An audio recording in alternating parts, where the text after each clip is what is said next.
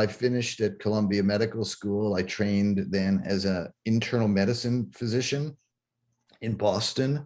I took a job after training and a fellowship in general internal medicine at Brown University, where it was quite early in the HIV epidemic, and I really became interested and spent a lot of my time doing HIV medicine.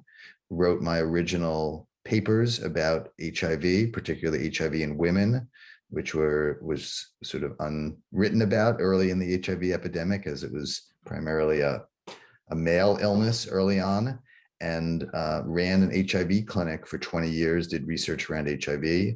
And then because when doing HIV, you see lots of addiction, I began to move my research interests into addiction. And so I have studied risk-taking and addictive behaviors for a number of years.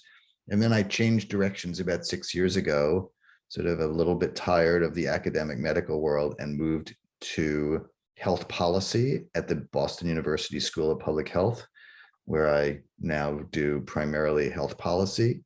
And that's where I am medically. I still see patients, but I primarily do public health at this point. And I just wrote a book about public health from the inside, that is, as a doctor writing about public health, called Me versus Us, which is about why the world of medical care and healthcare has so dominated the world of public health in both sort of the imagination of Americans who don't quite still know what public health is, as well as funding. And so why is it that we care so little about public health, even after, during and after an epidemic?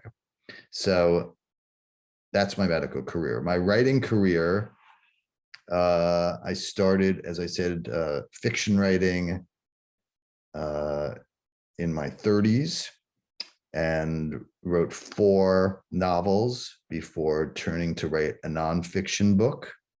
That nonfiction book was called The Lonely Patient, and it was really, I thought an original, unusual idea to write about loneliness as the core of illness.